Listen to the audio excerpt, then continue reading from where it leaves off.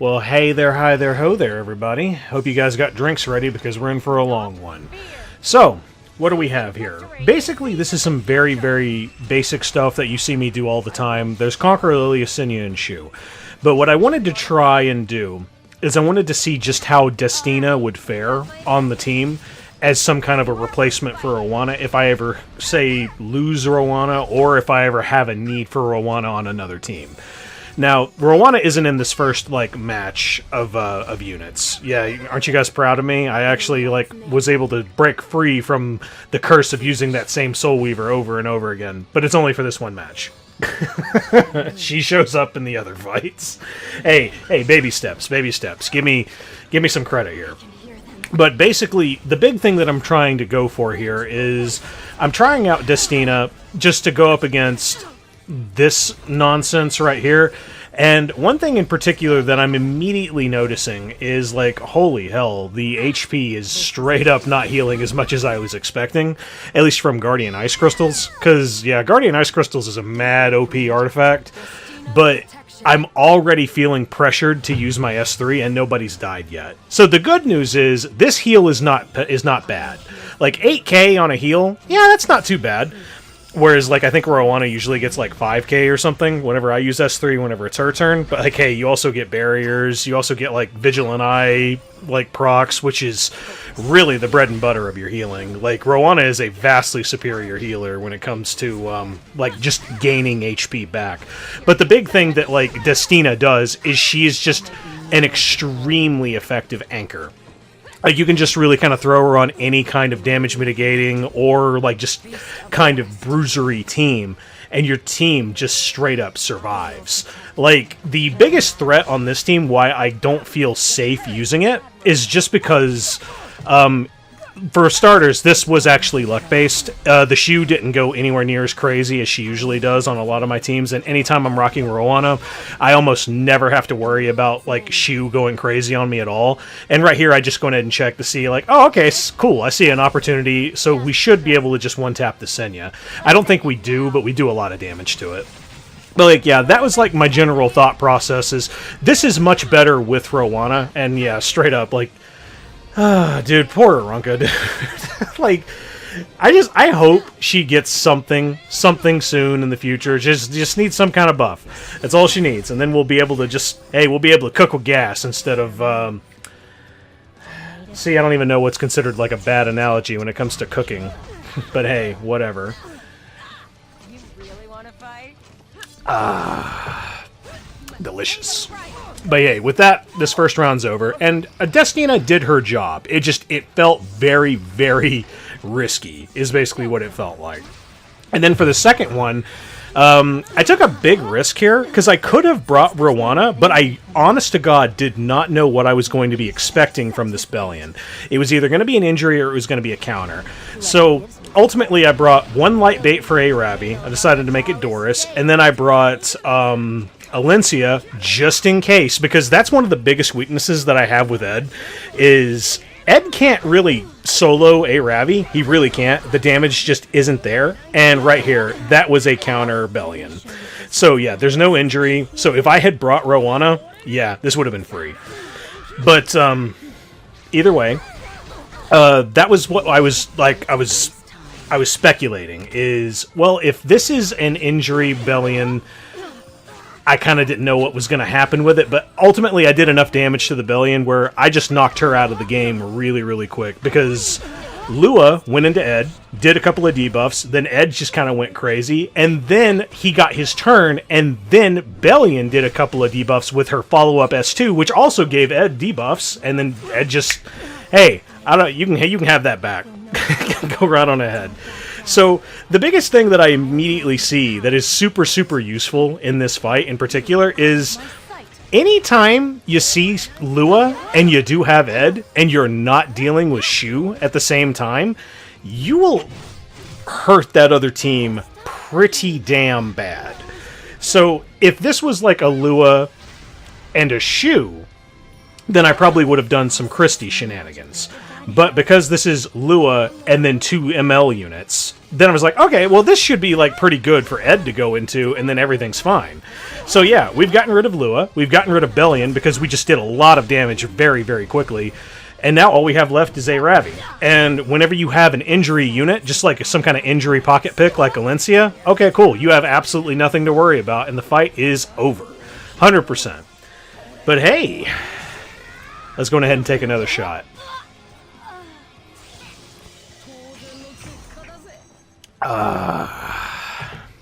That's good. So, here I'd see another opportunity, because, like, basically the whole point of this video is I was trying to just find somewhere to just throw Destina on, because I built this, this chick the other night, took like 4 hours to do it. It's like, you know what, I'm making a Destina video and I don't care otherwise. So, I see Lua, and I see Kayron, and then I also see Remnant Violet. So, like, here, I pretty much just decide, like, okay, well, there's not really too many threats. I wanted to also bring Roana into this because I was expecting counters, but, like, because I see Lua there, it's like, well, I also wanted to just, like, bring Destina. Like, this was another one of those, like, catch-22 kind of situations, and I also think, like, the second match, or, like, round 2 of this is, like, another Conqueror, Lilias, Senya, Choux. So then here I just kind of, like, use Roana instead to showcase like how much more safe she feels than Destina in that particular comp.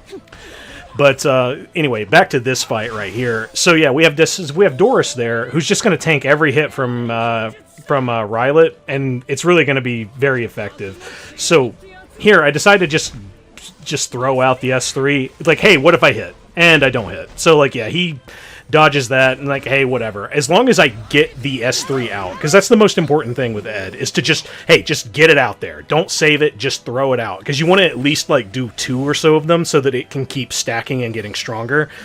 But, like, hey, you guys don't really need me to explain, like, how Ed works. Ed's kind of ridiculous. But, like, yeah, now we're just kind of waiting on Kayron to get his 1 turn in, get rid of his immortality, and I've already taken care of Lua because I happened to crit him.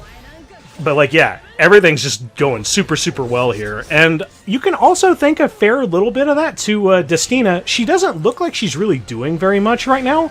But Guardian Ice Crystals and just the fact that I have Revive Insurance that just exists, I don't really have anything to really worry about.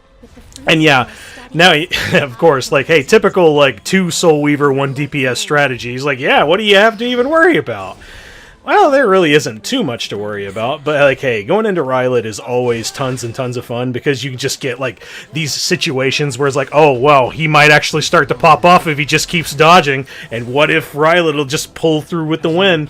Which, straight up, with Doris as your, like, main light tank, and with a Reviver also on deck, you really don't have anything to worry about. So I take this opportunity to use the S2 on Destina, which is just amazing. Sure, it doesn't do really, really big health, but, like, hey, that 50% CR push with her EE, which that's the 50%, just gives you so many more turns. It is super valuable. And then right here, yeah, like, this is the typical Conqueror, Lilias, Senya, Choux, and I use Roana here just to kind of, like, showcase, like, how much more safe she feels. And god damn it, Arunka, if you just cleansed that attack down, just something. But, okay, yeah, no, we're not gonna complain about it. But, yeah, like, I find Arunka is just a really, really fun unit to use here. Now, maybe, perhaps, if I was using Destina and Alencia going against this kind of comp, it would probably be much, much more safe. And the reason I say that is because you have Destina, who will constantly be cleansing your Alencia, so you don't ever have to worry about getting provoke locked by Senya. Which, that's, like, the biggest weakness of using Alencia into these teams, and why I like to use Arunka, because you just don't play the anti-crit game, because you just do raw attack damage with Arunka. The biggest problem that Arunka has is that you straight up don't have control over her for a lot of it. But whenever you use this with Roana, you just gain so much health back. The biggest real risk that you have is just if you have a really squishy Arunka. And thankfully, my Arunka is really not squishy. And also, just straight up, because all the hits are going into Shadow Knight Pyllis, about like 1 turn cycle in, and then you have defense buff for every unit. it's really, really, really effective, because I'm just going to kind of stay at, like, full health for pretty much the whole fight. There's no injury here. And, of course, like, yeah, I don't have control over my unit, so I just kind of decide, let's just go ahead and kill Senya. But unfortunately, this is an S1 Senya, like S1 EE Senya, so she's just like healing a ton. But like, hey, thankfully we managed to get that follow-up on the Arunka right there, and then yeah, straight up, we'll just do tons and tons of damage. But there is one thing in particular, I don't know if it's happened yet, and I happen to not see it, or if it's going to happen in the next match, but one thing you always have to remember with Arunka, just for your sake, in case you ever forget, because God knows I always do, is if you burn with Arunka, do not ever burn with Arunka if you have Misty buff. If you do, you run a 50% chance of just straight up wasting your 10 souls. Because, for whatever reason, her S1 is pretty much just hard-coded that if you miss, you do not get a follow-up attack. Even if you spend the souls. Which is what makes her like a really rough unit to use into like evasion units. Because you would think she would be kind of like Hui Young. Hey, I just have a bunch of attack. Or like Gunther. Hey, I just have a whole bunch of attack. I'm just going to straight up murder this like evasion unit. But if they dodge, then you just straight up lose. You just lose a ton of extra damage. It really sucks. That would be one great thing for them to change about her, and it would be incredible. And yeah, once again, we're doing it again. But there's one other thing in particular that's different here. I think this is where I do that soul burn thing I was just talking about. But like, I attempt to go into Senya first, and I don't notice this at first, but I'm going to warn you now. This is proof of valor. Like, there it was right there. And I'm like, holy fucking shit, you are thick. So, at that point, I'm just like, well, I'm going to go one more time into the Senya, just to see if I, like, get a strip, and to see how much, like, Rocket Punch is doing. And I was like, good lord, that's doing nothing. And then, here's the moment of truth.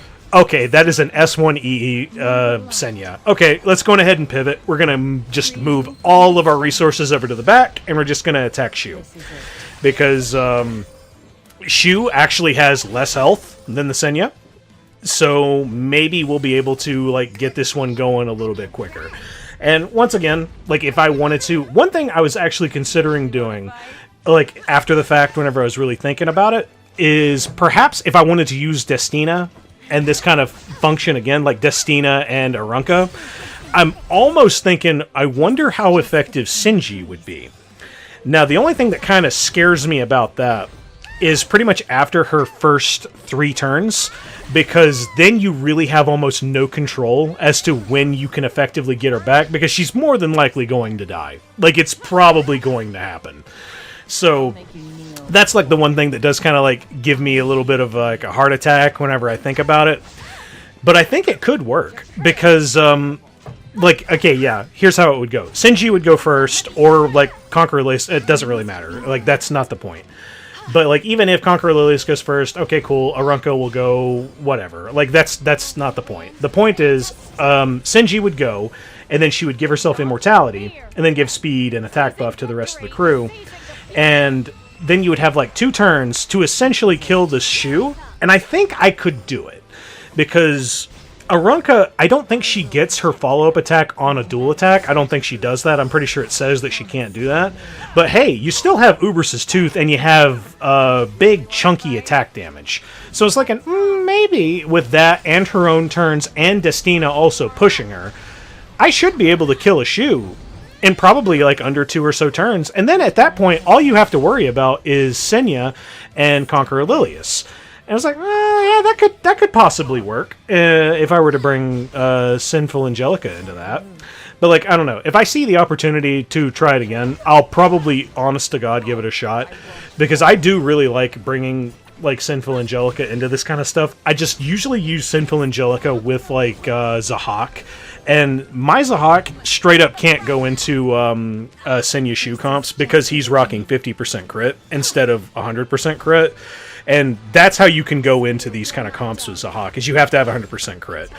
Or you could be a particularly based individual and run something like Dingo. What does Dingo do? Well, on his first turn, whenever you use S3, he gives crit buff. So if you happen to have crit buff, Yeah, there you go. There's your 100% crit on Zahak. So you could, in theory, do that against, for example, a Lua Senya shoe, but holy shit, your ER has to be really, really high. And, like, even with, like, what, 100 of, like, 150 ER and then plus Strax, I mean, hey, if you're fighting a 150 effectiveness Lua, she can still have that possibility to either sleep you or to reset you. Because, like, that's two different checks that you have to go through. And it's like, I don't want to deal with, like, that kind of risk. Which, yeah, it sucks, because, like, if you really look at Dingo's kit, Dingo is straight up, like, tailor-made to actually counter Lua. It's just the issue that he has is you just have to have an absurd amount of ER to even make it work. And then he also has to be really fast. And then, also, like, hey, if there's Lua there, it's probably going to have, like, a shoe there too. So if you don't kill that shoe, like, immediately, you're just straight up dead. Because that shoe will murder your Dingo. I've done it in a video like a long time ago, and that's basically what he did. He just kind of, like, died into it. Oh, hey, cool, the match is over. That's how, like, effortless it was. So here's our final fight. We have Savior Adin, and we have Unbound Knight Arowell and Spector Tenebria. Here, I just straight up do some Giga Chad moves of like, hey, I'm just going to go straight into Savior Adin to showcase how much I really don't give a fuck about you, give you attack buff, and hit me with that Sword of Cycling Seasons S3. I still don't give a shit. And then also, Unbound Knight Arowell, you can't stun me. I'm immune to that. And with that, hey, now we have Destina. We can turn cycle with that. I still get a fairly decent amount of health, and whenever you have Doris's turn, one thing to always keep in mind is, hey, always go for that S2 first, unless you absolutely need, like, the emergency, like, CR push and, like, big heal from the S3, because the S2 actually has a higher cooldown than the S3, which is pretty interesting. Radiant light. But, like, ultimately, as soon as I get the opportunity with 10 souls and an S3, which I'm straight up about to get my first S3 now. And I'm like, you know what? I'm just going to go ahead and just throw that away in the Arowell, because I have 2 light units that I'm going up against. Those 2 light units are going to hit into DankCOrvus, and he's just going to get his S3 back, like, extremely quickly. And occasionally, the Spector Tenebria will probably also hit me because of how our AoE works. And, hey, I just don't care. So the ultimate goal was I was going to see if I could, with my S3, kill Arowell at the same time as whenever I try to kill Savior Adin. And unfortunately, it doesn't quite work out that way. You'll see what happens. Basically, I just don't do enough damage, and she, like, has, like, a little bit of health left. But ultimately, one thing I do decide to do, just to make this a little bit more interesting for myself, because, like, at this point, you guys already know, I've already won. Like, there's nothing that can really be done. Like, I can't lose. Like, there's no way.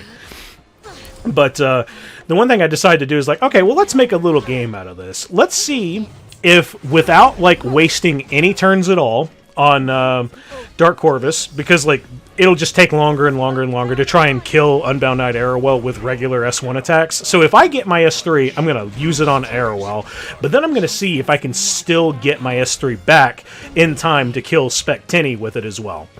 So, yeah, really, really stupid game, but hey, it's something fun to do. You gotta find something to alleviate some of the boredom of GuildWar sometimes.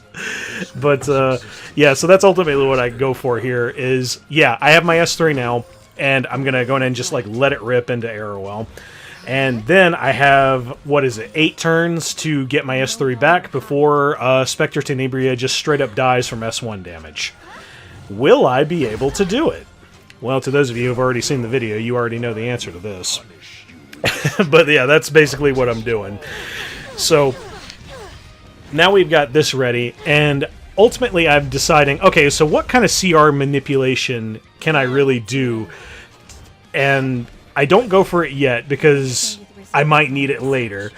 And I'm just going for, like, a few other little things. Like, nothing's really working out. She already has blind, but hey, you gotta believe. See, she didn't miss. So that's the important part. We're still in this game. And then we're just gonna waste S3 for the sake of flexing and to not do any damage to Spector Tenebria. Hopefully we'll get another provoke, which we do. And then just she is to hit me one more time. Shazam, it's ready. Now we just boost DankCOrvus, and that's all she wrote, folks.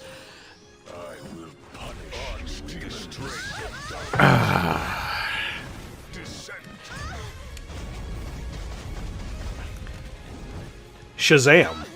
And that is the Destina GuildWar. Yes, very, very, very valuable. So like I said, it took me 4 hours to just kind of make this Destina gear. I was up really late with a friend of mine last night while I was crafting gears for it, and there it is. It's almost perfect. It's like just missing a little bit of HP and a little bit of ER. Like, I generally wanted to hit the benchmarks of 20k HP and 200 ER, but like, hey, I'll get there, at least in the ER department, if I get one more imprint for Destina, and I mean, hey, that's like the best HP I can really do. Like, some of the really, really good ones are, like, around that same kind of speed, but then also with 20, 22k, 25k, whatever. Like, some Destinas are absolutely ridiculous in the thickness department. But, like, hey, the healing wasn't super, super bad. So, like, it did work. This is, ultimately, it does its goal of what I wanted it to do. It's gonna be my Roana when I don't have Roana. That's all I needed. So hey, I hope you guys liked this video, and if you did, please leave a like, and if you want to see more of my content, go on ahead and hit subscribe. I try to put out as many videos as I can. Hope you have a good one. Later.